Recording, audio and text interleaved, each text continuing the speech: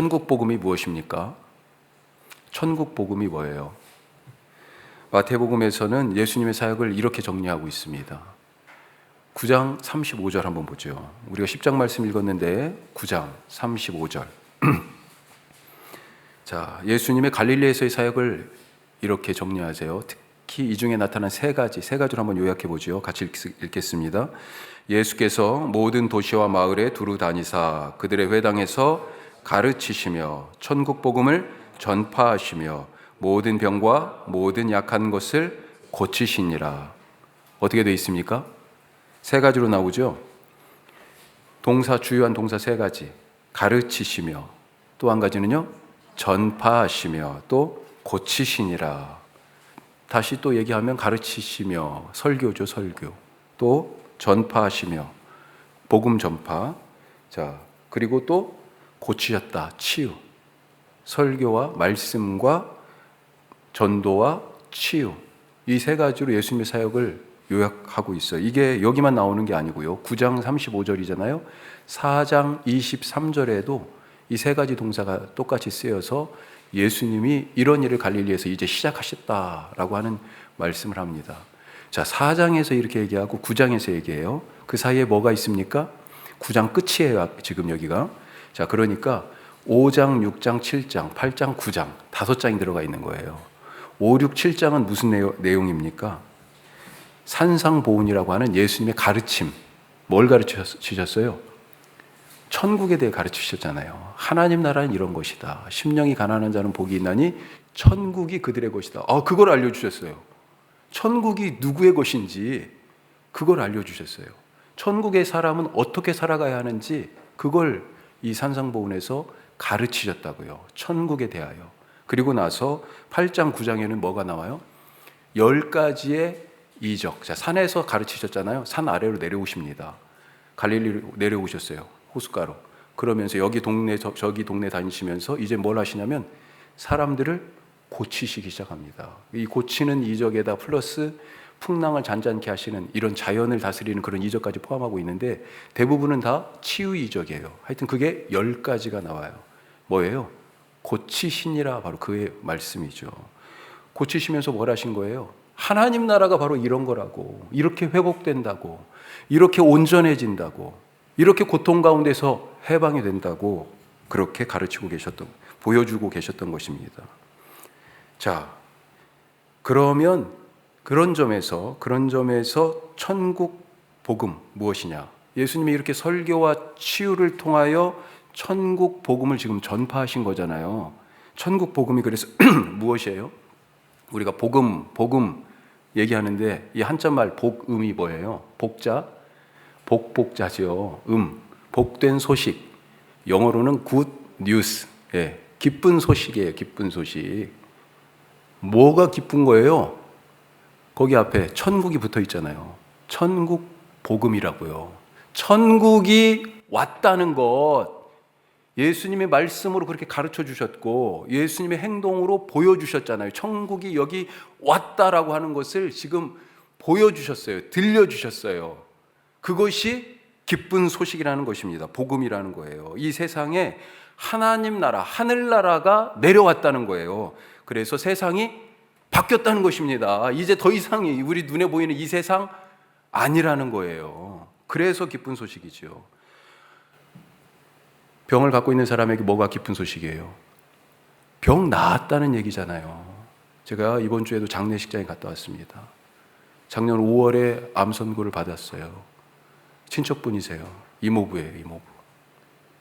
너무 마지막에는 고통이 심하셔가지고 제가 1월 중순쯤에 한번 방문했는데 한 번도 이제는 침대에서 일어나질 못하시는 거예요. 한 달 정도. 갑자기 1월 초에 갑자기 그렇게 악화가 되셔서. 뭐가 기쁜 소식이시겠어요? 그 병에서 의사도 못 고친다는데 너무 많이 퍼졌다는데 그런데 그 침상에서 일어나는 거 이게 기쁜 소식 아니에요. 이 세상에 하나님 나라가 왔다는 거예요. 세상이 바뀌었다는 것입니다. 이제 땅들의 것은 다 소용없다는 거죠. 이 땅의 질서가 뒤집어졌다는 겁니다. 뭐라고 말씀하셨어요? 가난한 자가 복이 있다. 자, 이게 말이 됩니까? 가난한 자가 복이 있어요? 무슨 쥐뿔이나 가난한 사람이 복이 있어요. 아무것도 없어가지고 지금 내일 끼니가 오늘 저녁밥이 걱정되는데, 그런데 예수님은 오셔가지고 가난한 자가 복이 있다고, 천국이 바로 너희들의 것이다, 이렇게 말씀하셨잖아요. 우는 자가요, 눈물 닦아질 것이다, 웃게 될 것이다, 아픈 자는 고쳐진다, 그러니 복이 있지요. 그걸 직접 보여주셨지요. 긍휼히 여김을 받을 것이다, 그렇게 말씀하셨습니다. 그 사람이 바로 복이 있다. 대신 이 땅에서 그동안 배부른 자들, 잘난 척하면서 교만한 자들, 자기 마음대로 하나님이 주신 건데도 불구하고 그것을 가지고 자기 힘으로 그것을 자기가 얻은 것으로 착각하고 그것을 자기 마음대로 사용하던, 그 힘을 마음대로 휘두르던 자들, 하나님께서 어떻게 해요? 이 새로운 세상에서 내치신다 말씀하는 거죠. 그렇게 이런 놀라운 세상이 뒤바뀌는 일이 지금 예수님을 통해서 이루어지고 있다는 것입니다. 그 구원이 현실적으로 현실화됐어요, 이 땅에. 그래서 천국이 왔다라고 하는 이 소식이 놀라운 소식, 기쁜 소식, 복음 아니겠어요? 내가 더 이상 이렇게 살지 않아도 돼요. 복음입니다, 복음. 예수님은 그동안 갈릴리에서 이 천국 복음을 설교를 통해서 들려주시고 또 치유와 여러 이적을 통하여 보여주셨는데, 자, 이제는 직접 제자들을 보내셔서 천국이 그렇게 여기 왔다라고 이제 직접 전파하라, 그렇게 제자들을 지금 보내시는 겁니다. 그 말씀이 오늘 우리가 10장 말씀 읽었잖아요. 10장이에요, 10장. 자, 5, 6, 7장은 하나님 나라에 대한 말씀이라고 그랬죠. 8장, 9장은 기적과 치유를 통하여서 하나님 나라가 현실적으로 여기 임한 것을 눈으로 보게 하셨다고 그랬죠. 그리고 이제는요, 가르치시고 고치시며, 이거 말고 또 하나요? 하나님 천국 복음을 전파하시며 제자들을 부르시고 그들을 세상 가운데 하나님 나라 여기 왔다고 가서 전하라고 보내시는 것입니다. 자, 이 제자들이 그래서 가서 이스라엘 각 마을로 그렇게 예수님이 보내셨는데, 가서 뭐 하라고요? 7절 보세요.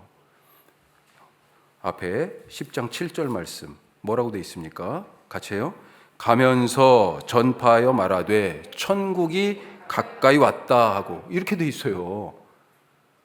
그 목적 때문에 보내신 겁니다. 하나님 나라가 여기 왔다, 하늘나라가 땅에 왔다고, 천지가 개벽했다고, 세상이 바뀌었다고 얘기하라고, 그렇게 지금 사명을 주셔서 보낸 것입니다. 천국이 왔다는 이 선포와 함께 이 제자들에게도요, 무슨 일을 하라고 그러죠. 그걸 표시로 보여줘라, 천국이 왔다는 것을. 그게 뭐예요? 8절 말씀입니다. 8절이 뭐라고 되어 있어요? 어떤 일이 일어납니까? 병든 자가 고쳐지고 죽은 자가 살아나고 나병한 자가 깨끗하고 귀신이 쫓겨나간다. 사람들에게 천국이 왔다는 지금 증거를 보여주는 거예요. 그리고 그 능력을 그것을 행할 능력을 제자들에게 줘서 보내시는 것입니다. 대단하시죠. 그리고 9절에서는요, 이런 일들을 하는데 가질 제자들의 태도에 대해서 말씀합니다. 특별히 소유에 대한 말씀하시죠. 최소한의 것만 갖고 가라. 금, 은, 동, 전대 가득 채워가지고 가지 마라. 두벌 옷도 필요 없다. 지팡이와 신발도 그것도 소용없어. 이게 무슨 얘기예요? 오직 하나님 아버지만 신뢰하라. 바로 그 얘기죠. 그래, 그렇게 가서 증거하라는 것입니다.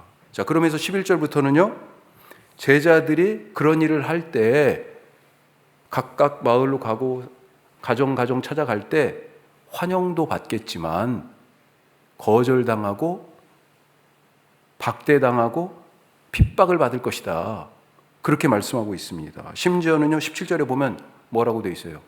17절에 자, 사람들을 삼가라. 그들이 너희를 공회에 넘겨주겠고 그들의 회당에서 채찍질하리라.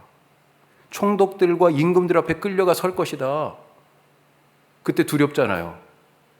이제 자기를 이걸 어떻게 될 거지, 내가 걱정되죠. 무슨 말로 내가 변호하고 내 얘기를 해야 될까? 뭘 얘기해야 될지 걱정하고 염려하지 말라고 그 다음에 계속 써 있습니다. 왜요?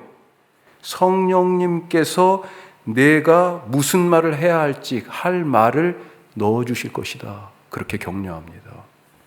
자, 이렇게 10장은 천국 복음을 전파하기 위해서 선택된 사람들, 이 사람들을 예수님께서 파송하여 각 마을로 보내신다라고 하는 그런 장인데, 이 보내실 때 이 사람들이 가져야 될 제자들이죠. 제자들이 복음을 들고 가서 전하는 이 제자들이 가져야 될 태도와 앞으로 당할 그런 어려움들 속에서 어떻게 이 제자의 길을 예수님의 말씀을 따라서 묵묵히 걸어갈 수 있을까? 그것에 대한 말씀이에요.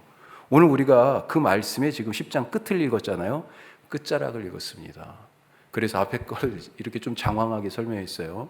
오늘 두 가지만 더 한 걸음 더 들어가서 살펴보죠. 첫 번째, 지금 이 시대에 우리가 제자로 그렇게 살아가고 있으니까 어떻게 살아가야 할까? 두 가지. 첫 번째, 칼을 주러 왔다.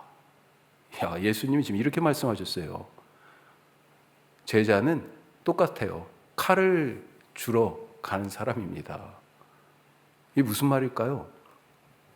예수님을 우리가 여러 가지로 표현하지만 예수님은 무엇보다도요, 평화의 왕이시잖아요. 평화의 왕. 자, 산상보훈에서 우리가 기억하듯이 이런 말씀도 하셨어요. 화평케 하는 자는 복이 있나니, 화평케 하는 자, 평화를 만드는 자는 복이 있나니 그가 하나님의 아들이라 일컬음을 받을 것이다. 평화를 만드는 사람, 그가 하나님의 자녀된 증거라는 거예요. 사람들이 그를 보고, 야, 하나님이 저기 계셔, 하나님의 딸, 하나님의 아들 맞아. 평화를 만드는 사람.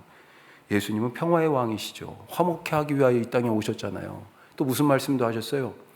비폭력에 대한 말씀하셨죠. 오른뺨을 맞으면 어떻게 해요? 왼뺨도 돌려대라.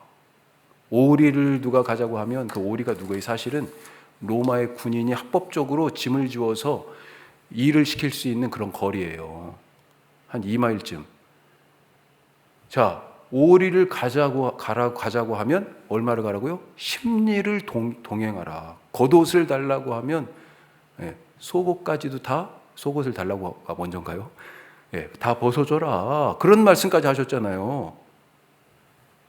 그동안 예수님이 이렇게 세상의 박해에 대해서 비폭력으로 응수하고 때때로 뱀처럼 지혜롭고 비둘기처럼 순결하라. 지혜와 영적 순결에 대해서 말씀하시고, 그리고 무엇보다도 참고 인내할 것을, 의를 위하여 핍박을 받는 자는, 이런 말씀들 쭉 하시면서 참고 인내할 것을 더 강하게 주문하신 것처럼 그렇게 우리가 알고 있잖아요. 그런데 오늘 34절부터 읽었는데 34절 말씀이 뭐예요? 얼마나 우리가 생소하게 들립니까? 이 말씀이. 다시 한번 읽어봐요. 34절. 내가 세상에 화평을 주러 온 줄로 생각하지 말라. 화평이 아니요 검을 주러 왔노라. 이게 무슨 말이에요? 평화의 왕 예수님이 이 땅에 화평을 주러 온 게 아니라고 말씀하세요. 지금까지 하신 얘기는 뭐예요? 이건 또 무슨 얘기고요? 화평이 아니라 나는 검을 주러, 칼을 주러 왔다 말씀하십니다. 칼 가지고 어떻게 돼요? 싸움 난다는 거죠. 싸움 난다는 얘기입니다. 죄가 지배하는 세상에 하나님 나라가 왔다는 얘기예요. 죄의 나라에 의의 나라가 왔다는 거예요. 죄로 다스리고 있었는데 의로 통치하시겠다는 얘기입니다. 두 세계가 지금 충돌하는 거예요. 세상 속에 하나님 나라가 들어오니까 세상이 그것을 거부하고 박해하고 핍박한다는 것입니다. 그동안 세상은 평화롭게 보였어요. 그런데 그 평화가 뭡니까? 가짜 평화예요. 예를 들면 이때 당시, 예수님이 이때 당시에는 어떤 평화였어요? 로마 제국 하에 있었잖아요. 그때를 세계사적으로도 뭐라고 불러요?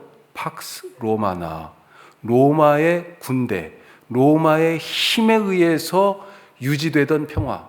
까불면, 난동 부리면 누가 가요? 로마 군대가 출동해. 그러니까 찍소리도 못하고 아무 말도 못하고 황제의 명령대로 살아야 되는 그런 세상, 가짜 평화인 것입니다. 세상의 평화가 그런 거예요. 그런데 이 가짜 평화의 세상에 진짜 평화, 하나님 나라가 오니까 두 세상이 충돌하는 것입니다. 그래서 칼이라는 얘기예요. 다툼이 생겼다는 것입니다. 이런 점에서 그리스도인은 누구예요? 바로 칼을 들고 가는 사람이에요. 이런 점에서 그리스도인들이 가는 곳에 다툼이 있게 돼 있어요. 그리스도인은 세상과 충돌하는 사람인 것입니다. 좋은 게 좋은 거잖아요. 우리가 그렇게 얘기하지 않습니까? 가끔? 좋은 게 좋은 거잖아. 뭐 굳이 그렇게 따지고 들어. 괜히 나서서 시끄럽게 하지 말자. 야, 나 혼자 이런다고 이 문제가 풀어질까? 이런 생각이 들 때가 있지 않습니까? 물론 어떤 때는 이런 말이 맞을 수도 있어요. 그런데 불의가 행해지는 것을 보고 의가 아닌 것에 굴복하면서 혹시 우리가 이렇게 얘기하고 있는 건 아니에요? 사랑이 아닌 것에 무릎 꿇고 진실이 아닌 것에 눈 감으면서 우리가 거리두기 어느 정도쯤 하면서 괜히 저게 휘말리고 싶지 않아. 불의가 행해지고 있고 죄가 아직도 관영한데도 불구하고 그냥 한 발짝 거리두며 살고 싶은 그런 모습으로 우리가 살고 있는 건 아닌가. 그리스도인은 세상과 충돌하는 사람입니다. 충돌하는 사람이에요. 오늘도 낮에 신방을 하면서 권사님 80이 넘으셨는데 처음 예수 믿을 때 말씀을 하시더라고요. 당신이 우리 교회 올해 주제가 너무 마음에 드신대. 자기가 그 가족의 복음의 씨앗이래요. 그런데 우리가 세상에 심겨진 하늘 씨앗이라고 그랬잖아요. 그러니까 내가 맞아요. 하늘 씨앗이에요. 우리 집에. 아무도 안 믿었어요. 아무도 안 믿어. 엄마, 아빠, 형제들도 아무도 안 믿었어요. 어려서. 그런데 거기서 권사님 혼자 이 중고등학교 다니면서 예수를 믿기 시작한 거예요. 우리 예전에 다 좀 아시잖아요.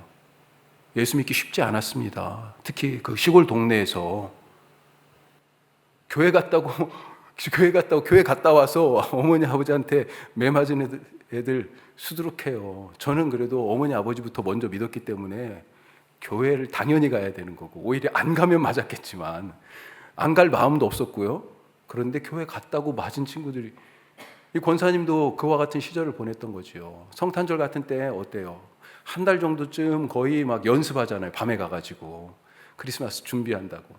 그런데 집에 학교에서 와가지고 집으로 가면 집 밖으로 못 나가는 거예요.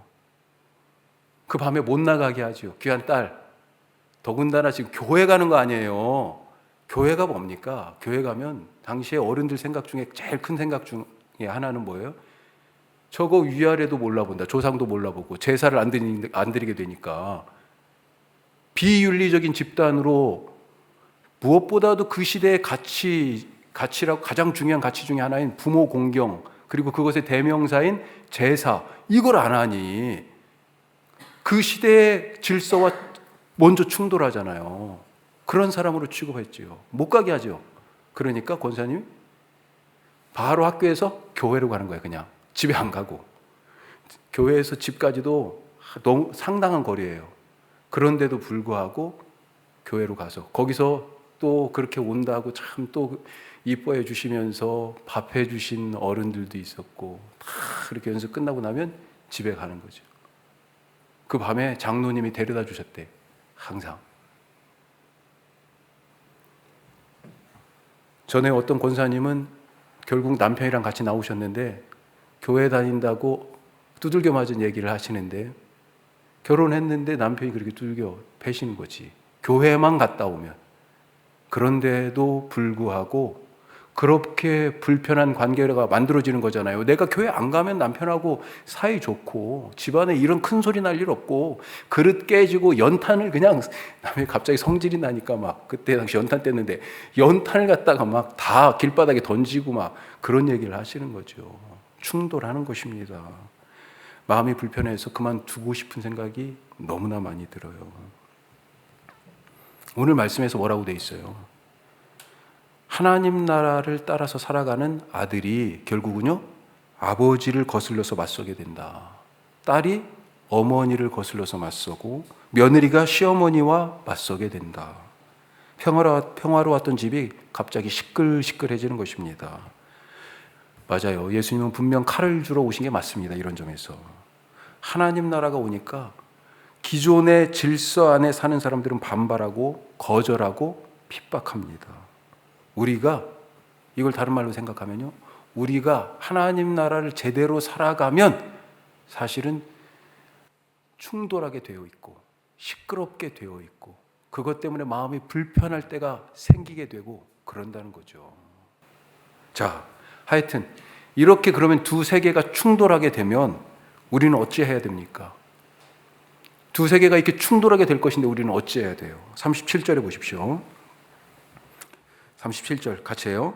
아버지나 어머니를 나보다 더 사랑하는 자는 내게 합당하지 아니하고 아들이나 딸을 나보다 더 사랑하는 자도 내게 합당하지 아니하며. 아버지나 어머니, 아들이나 딸, 이게 뭡니까? 기존 질서예요. 기존 질서. 부모, 자식, 형제들을 서로 사랑하지 말라는 그런 얘기가 아니죠. 이거 잘못 읽으면 안 됩니다. 기존의 질서, 세상의 질서, 죄가 다스리는 이 세상에 속한 그것들보다 예수님을 더 사랑하라 라고 하는 말씀이에요. 예수님을 더 사랑하라. 다른 말로요, 예수 중심, 예수 제일로 살아가는 것이 바로 제자의 삶이다. 어떤 사람은 이 사랑이라는 여기 이 단어를 사실은 그 의미가 문맥을 따르면 충성이다 이렇게 얘기하더라고요. 충성. 예수님께 마음의 중심을 두는 것입니다. 예수님을 더 사랑하라는 이 예수 중심, 예수 제일, 그렇게 살아야 세상의 반발을 무릅쓰고 그 안에서 계속해서 꾸준히 하나님 나라의 씨앗을 심을 수 있다 하는 거죠. 지금 예수님이 우리를 부르셨잖아요. 제자들 부른 얘기가 누구에게요? 바로 내 얘기잖아요. 그렇죠. 똑같이 부르셔서 지금 옛날보다 지금 세상이 더 강고하고 더 뭐라고 할까요?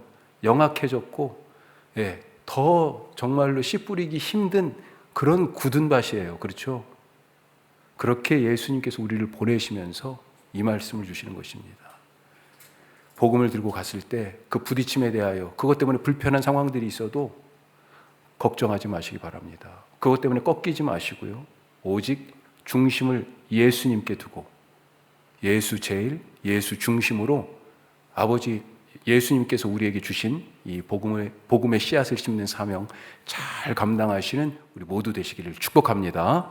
한 가지 더. 살려고 믿지 말고 죽으려고 믿어라.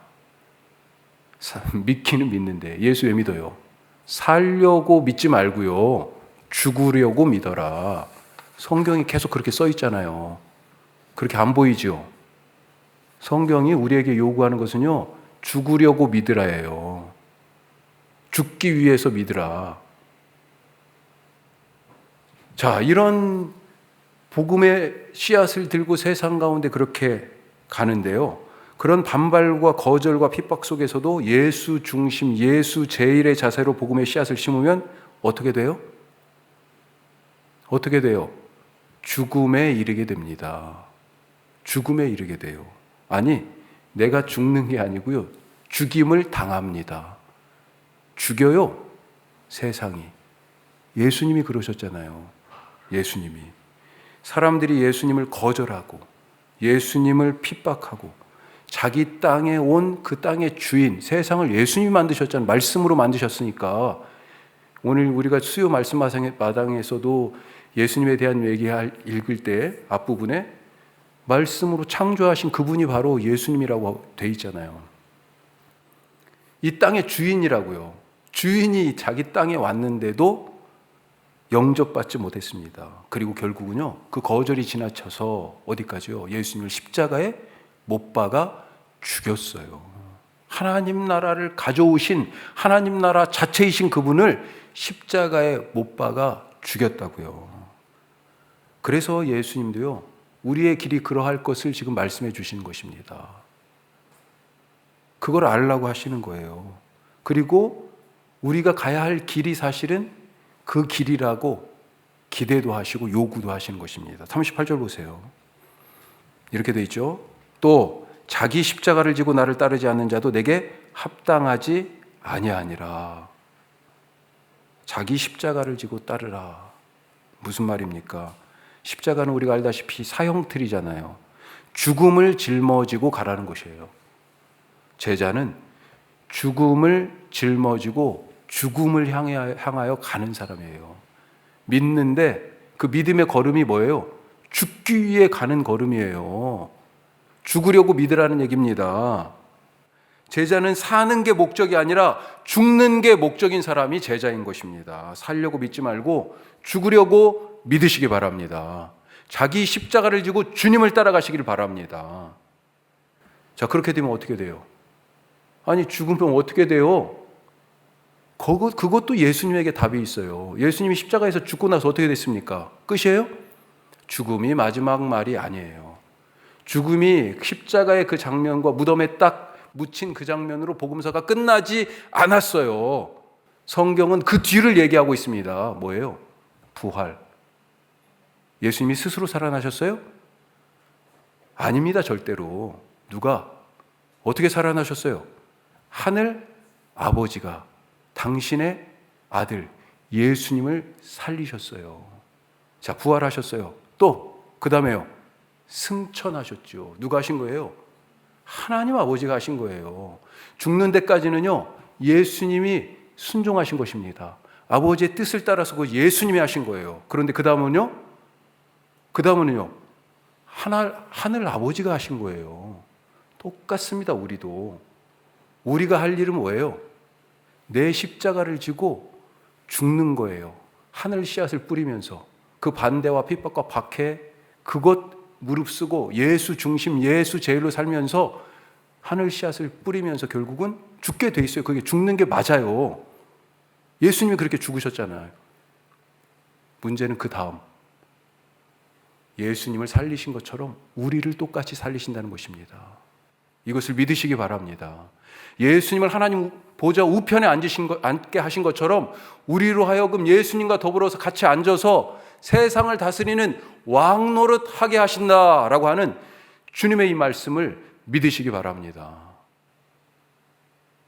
우리는 부활 생각하고 위에서 다스리는 그걸 생각하는, 그건 우리가 할 일 아니에요. 신경 쓰지 마세요. 그건 우리가 죽으면 하나님 아버지께서 예수님을 살리시고 승천하셔서 그 자리에 앉게 하신 것처럼 우리에게도 그와 같은 상을 주신다라고 하는 거예요. 그 뒤에 무슨 상이 있어요?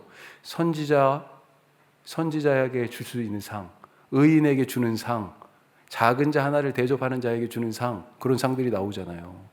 예수님을 따라서 예수님처럼 살아가는 자에게 예수님의 자리 함께 같이 앉게 해주시고요, 하늘 아버지의 자녀로서의 권세로 살아갈 수 있도록 그렇게 주신다는 겁니다.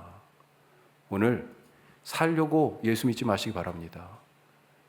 제자는 죽으려고 믿는 사람이에요. 자기 십자가, 죽음을 짊어지고 가는 사람이에요. 나 못 살겠어, 나 죽겠어, 예수 믿다가 너무 힘들어. 맞아요, 예수 믿다가 힘든 거예요. 아니, 죽는 게 그렇게 쉬운 일 아니잖아요. 주님, 그럼에도 불구하고 예수 중심, 예수 제일로 오늘 내게 주신 이 천국 복음의 씨앗, 이것 뿌리고 심는 그런 사람 되게 하옵소서. 우리 그렇게 기도하실 수 있기를 간절히 바랍니다. 네, 우리 말씀 생각하면서 기도하고요. 오늘 세 가지 기도 제목으로 기도하는데, 두 번째는 튀르키예 지진. 지금 몇만 명이 지금 죽었을지, 그 잔해더미 속에 얼마나 많은 사람들이 지금 있을지, 누군가는 지금도 구조를 기다리고 있을 텐데 정말 끔찍하죠. 세상 모든 것이 흔들립니다. 하나님이 한번 흔드시면 아무것도 아니에요. 예. 반석이신, 유일한 반석이신 예수님 위에 집 짓고 살아가는 우리 되게 하여 주옵소서. 두 번째 기도 제목은 튀르키예 희생자와 피해 복구를 위해서 이따가 또 기도 제목 보고하고요. 마지막 세 번째는 우리 공동체 지체들 위해서 여러 가지 기도 제목으로도 같이 이렇게 하는데, 크게 이렇게 세 가지 기도 제목으로 오늘 기도하겠습니다. 우리 먼저 오늘 이 주신 말씀 잘 한번 마음속에 다시 새겨보시길 바라요. 그냥 붓글씨로 한번 쓴 그것이 아니고요. 이 말씀 가지고 세상에 부딪혀 살아가야 마음판에 새겨지는 겁니다. 주님, 그렇게 복음 들고 제자들이 이 동네 저 동네 다녔는데 저도 그렇게 살겠습니다. 세상 속에 천국 복음의 씨앗을 심게 하옵소서. 그것을 심을 때 반대와 박해와 핍박과 거절이 있을지라도 예수 중심, 예수 제일로 이 일을 쉬지 않게 하여 주시고, 그러기 위하여 살려고 믿지 않고 죽으려고 믿는 자, 그런 참 제자가 되게 하여 주시옵소서. 우리 다 같이 하나님께 주여 부르고 기도합시다.